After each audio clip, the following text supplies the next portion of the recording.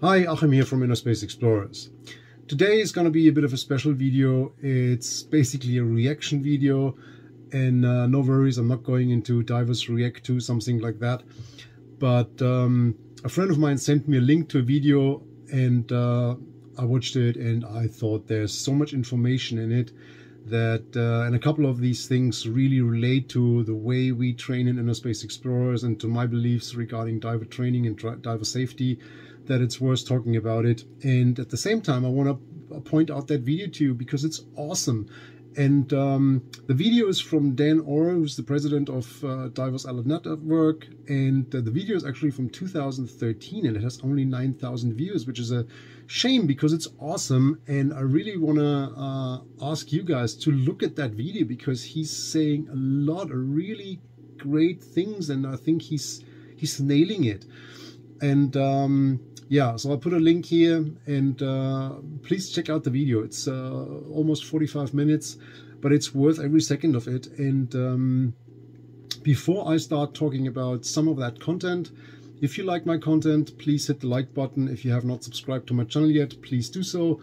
And if you subscribe, please hit also the little notification bell so you get information when I upload new content, which normally is once a week. All right, let's talk about this video. So he's talking about diver safety, and he's presenting a lot of numbers based on the research Dan's doing on diving accidents and diving fatalities. And I was just astonished by a lot of these things, and I want to talk a little bit about that. So he basically gives us a basic overview where in which type of diving accidents occur, and this is always rated per 10,000 dives. So for example, on liveaboards there's one fatality, or one no, actually it's not fatality, it's one accident per 10,000 dives. And he says that's based on the fact that on a liveaboard normally you have dive masters and people that take care of you and give you proper briefing, and you're not stumbling into unknown situations, stuff like that. And then there's 3.2 accidents per 10,000 dives when it comes to shore diving, day charters, private boats. And then there's 10 accidents. I don't know why I always go back to the fatalities. 10 accidents per 10,000 dives when it comes to professional divers. So we're not talking commercial, but professionals or instructors, dive masters, stuff like that. And then there's actually almost 30 accidents per 10,000 dive when it comes to cold and wreck diving. Unfortunately, it does not really specify if we talk technical diving here or if it's just recreational diving, but in cold water and on wrecks. That's a little bit unclear here. So if somebody can specify that, that would be awesome, because it made me wonder a little bit, because I think it's a very unreasonable high number.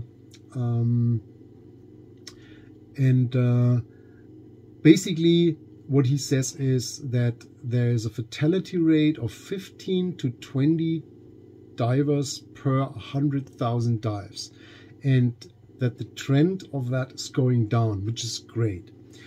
So that's basically the intro information that he's giving on that video. And yeah, I mean, it's interesting information. I just took that as he presented it, but now it becomes interesting. So the first thing is that he states that 88% of all fatalities are divers that are in their first dive of their first dive series. So that's an interesting fact in my opinion, because it indicates that there's something wrong in the training. Because you do your training, you get your card, you go on your first dive, you die, then obviously you did not get the training you should have to be out there on your own. And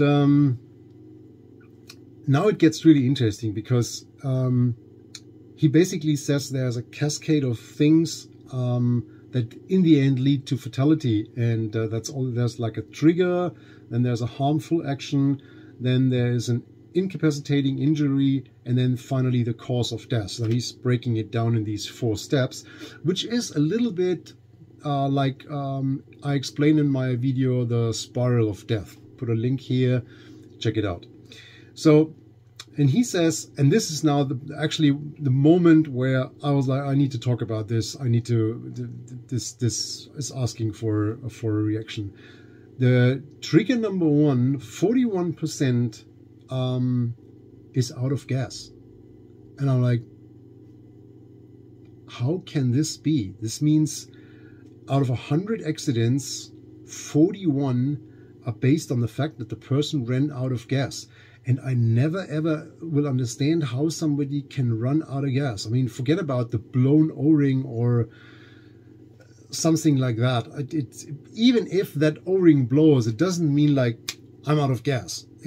That's not going to happen. There's always some sort of a reaction time, and I have more than 10,000 dives, so almost 11,000, and I had this twice in my entire career, and yeah, one wasn't even a really bad one. It was just the O-ring in the tank developed a leak during the dive. I had one where it actually really, and even then, I mean, there was still a considerable amount of time to fix the issue, and nothing happened. So we talk about accidents, we talk about fatalities. So obviously people are out of gas and run into serious trouble. Accident. I don't get it. I mean, if you do your dive planning, you do your emergency dive planning, and you have an SPG, and you follow certain procedures, like in ISE, it's the pre-dive sequence. It's not possible that I descend with a tank that's not full, or at least it's not possible that I descend with an unknown status of my air. Like I go down and I have no idea what's in my tank. So if you look at the ISE pre-dive sequence, there's also a video for that. I'll put the link here. The first thing you do is you reach back, so you know you can reach the knob, you make sure you can turn it, and you make sure it's all the way open. Then you check your SPG, like, okay, I know that the valve's open, my reading is correct. It's not like my valve's closed and I was breathing one time from it, so it doesn't show the correct thing. I know that that's why the sequence is like that. I check my valve, I check my SPG. Okay, that's valid information. I communicated with my team. I have a 12-liter tank on my back and it's filled with 200 bars of air, nitrox, whatever. And then I check my regulators. Are these working in the water? And then I check my long hose and then I descend. So how is it possible that that person runs out of gas? And then the big misconception is, I check my SPG to see how much gas I have. No, you don't do that. You think like, okay, I'm in the water for 10 minutes and that deep, I know my consumption, I should be around 180 bars. And then you take your SPG and you're like, oh, okay, I'm at 175, 185, somewhere around 180 bars, which means, yeah, everything's good. So if I take that out and it's like, 210 bars, then it's not because I'm such a great breather, then it's probably because I'm diving doubles and my center fold is closed and the SPG just doesn't show what's in my right tank if I'm diving doubles, for example. Or it shows 100 bars, then probably something's wrong. I probably have a leak somewhere and I'm losing gas. But how is it possible that I take the entire time that it takes to get rid of the gas, may it be due to a leak or an accident or whatever, or just by breathing it down till I realize there's no more gas coming? I don't understand that. And there's no logic explanation for me. So if you had this issue, tell us in the comment section. Tell me how that happened, because maybe I'm missing something here. So back to the information that Dan gave us. So 20% is entrapment. Especially in recreational diving, I'm not really sure how that happens. And then 15% is equipment related, 10% is rough water, 7% is trauma, 5% is buoyancy, 3% is wrong gas, and it actually states that this is if you dive multiple gases, so it's technical diving. And in the back of my mind, it's always wrong gas. Breathing the wrong gas at the wrong depth is cause of death number one, but that's obviously technical diving. So we talk about diving in general with a focus on recreational diving, and then obviously the percentage of technical dives compared to the amount of recreational dives worldwide over the year is a very small percentage. And then breaking that down to the accidents, then obviously we end up with a very small number, in that case around 3%. But yeah, what really made me wonder is this out of gas thing. It doesn't make any sense to me. Then number two in this cascade is the harmful action, and they're 55%. Don't worry, I'm not going through all these numbers. It's just the stuff that really made me wonder. 55% is an emergency ascent cause of issue.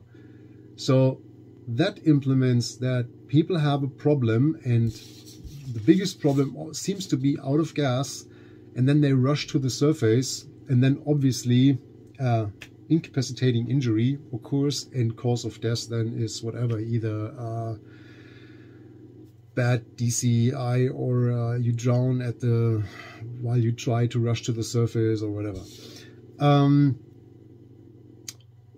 That clearly indicates two things: bad training or no training, or you simply don't care. Because as I explained previously, running out of gas doesn't make any sense to me. If you follow your procedures, if you follow what you learn in your training, and this has nothing to do with certain organizations, instructors, whatever, every single dive organization out there, if I like it or not, is teaching you safe procedures to make it through your dive.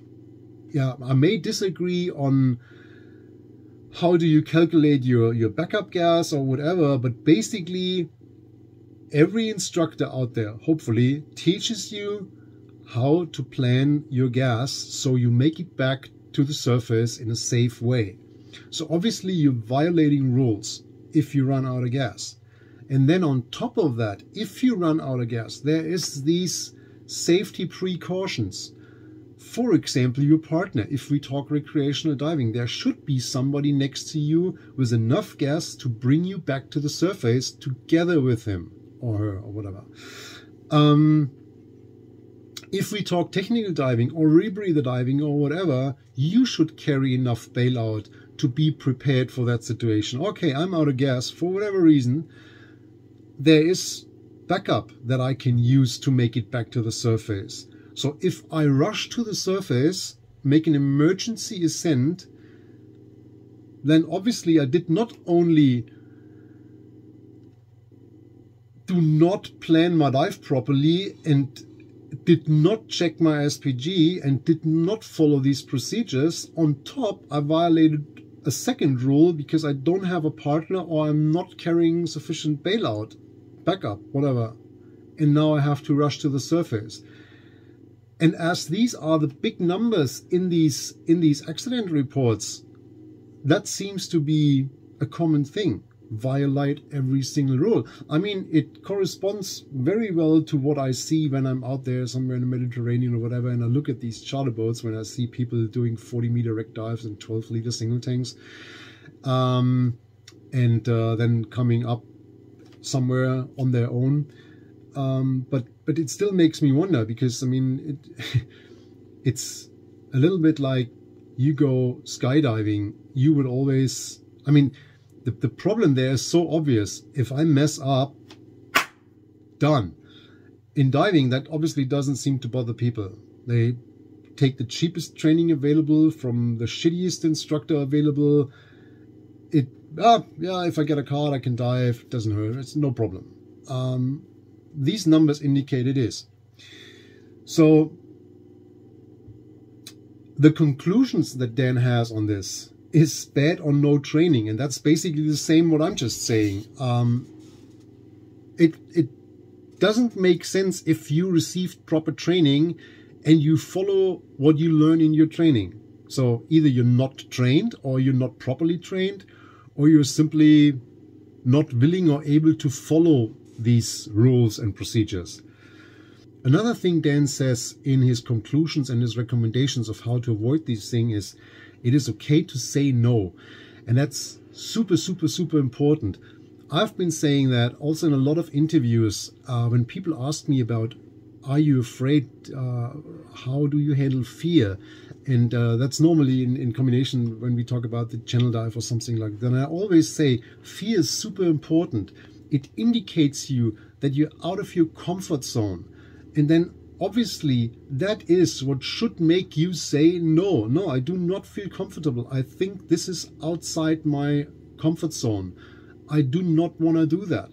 And you should not get overpowered by group pressure, like these group of alpha males, and everyone's like, we can do this, no problem. And actually everybody in the back of his head is like, yeah, maybe I shouldn't, but yeah, if the group's doing it, I have to go as well, because I don't want to be the weenie. Maybe the weenie is the one that survives because he has the balls to say, no, I don't want to do that. And the other thing he says, which I really liked, was qualification is not the same as certification. And this is basically something I explain in every single course I teach. And I know there's a lot of former students of me outside there watching these videos. And if you remember, that's what I said. It's like when you learn how to drive a car and they give you this license, does not mean you're a good driver. It means you reach the point where they allow you to participate on public traffic and learn how to drive a car properly. Because it's practice, practice, practice, practice. And diving is the same thing. We learn you in our training what the rules are and how to follow them. We show you how it should look like. And when you reach a certain level during that training where we're like, yeah, I think it's safe to let this person go out on their own in a group. I mean, obviously following all the safety precautions. I think they're good enough to now practice on their own and become really good. And when you're ready, then you come back and continue in your training, or continue your training. And that's basically what he says with certification is not the same as qualification. I got certified in skydiving 30 years ago. So I'm certified to go free fall skydiving. Am I qualified to do that? Heck no. I did, I think, 20-something skydives when I was in my early 20s, and I never did it since that. Would I be able to go skydiving, pack my parachute, go on a plane and jump out there?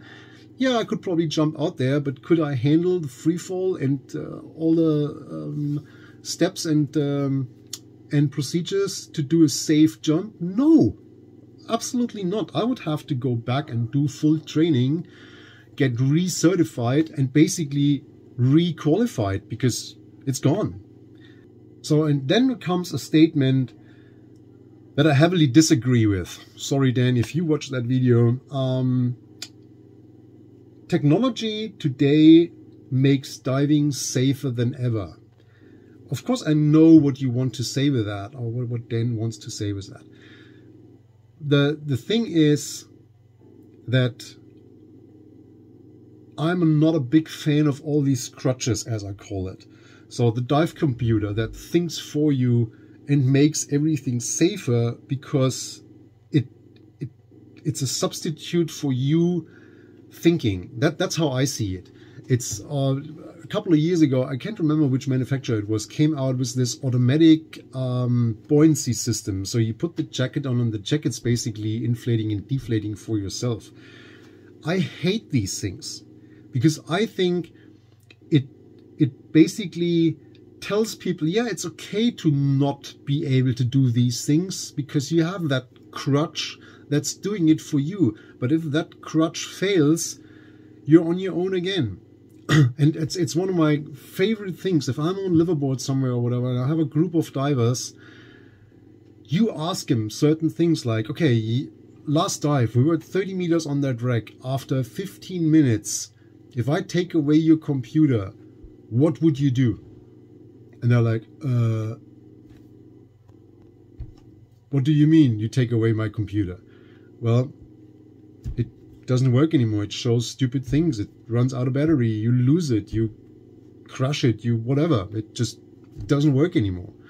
And then you ask him simple things like no decompression limits, air nitrox, ascent rates, ascent procedures, and you realize they don't know anything, because the last 100 dives, yeah, my computer's telling me, and then comes the computer that's air integrated, that tells you everything, basically. And the more information is provided, the more lazy and uneducated people get. People are lazy. I mean, I could continue that now for a long time. There's a video about rebreathers. It's exactly the same thing. It's the reason I don't like eCCRs and prefer the MCCR, because I don't want that machine to think for me and do things for me.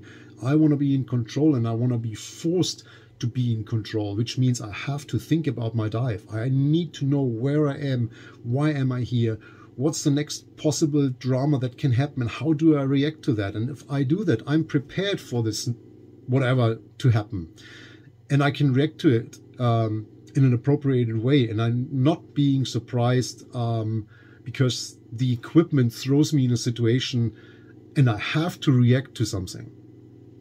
So I want to be in control of the situation. So another two things that I want to quickly talk about is, first of all, he states in this video that the fatalities and the accidents are not depth related. And that's super interesting. So it doesn't matter if people dive in 10 meters of water and 100 meters of water. It's a very balanced accident rate. So it's not like the people that dive deeper have more accidents or run into trouble easier than people that do shallow diving.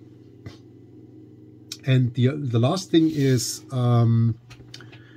the percentage of problems during dives. And 39% is buoyancy related, and 33% is again out of gas. And then it's 12% rapid ascents, and 7% gear, and 3% equalization problems. That's not interesting. The interesting one is the first two or three. So 39% buoyancy, 33% out of gas, and 12% rapid ascent, which corresponds nicely to the first things we discussed. No training. I mean, this buoyancy thing, that's what takes time in training. Get people to have proper buoyancy and trim, which corresponds a little bit to it. If you do not have proper trim, buoyancy gets actually a little bit harder. And that's where I see most shortcuts in training. If you as an instructor are forced to get that group that's normally too big through that course as quickly as possible, because the next group's already waiting basically, and you don't have the extra time that it may take to get people to a certain level where you as an instructor would be comfortable signing them off and them being comfortable to dive on their own. Yeah, buoyancy control. And if you don't have the time to do that, obviously these divers have no buoyancy control, and that corresponds nicely with almost 30% of them having issues during dives with this buoyancy, which then leads to rapid ascents, and probably also leads to these out of gas scenarios, because they waste a lot of gas filling and deflating their buoyancy devices because they have issues with that. And that makes for a very high air consumption, which they did not plan for, and then they may run into trouble. Plus crappy backup planning. There's also a video on this, how do I plan my backup gas, link is here, to probably make you understand a little bit better, if you're probably new to that channel, how I think proper gas planning should look like and what commonly is done. Or no gas planning at all, because you have that computer that tells you, oh, you still have 20 minutes to go if your air consumption is like it is at the moment. Don't worry. Which is easy for the computer because he doesn't drown. All right. Again, thanks to Dan for this amazing video. I really loved it. Click the link if you don't find it here in the video. It's also in the description of the video. Check that video out and give it a thumbs up, because it's awesome. I really like it. Yeah, if you have comments, questions to what I just presented here, please put it in the comment section. Other than that, Stay safe, and I'll see you in the next video. Bye-bye.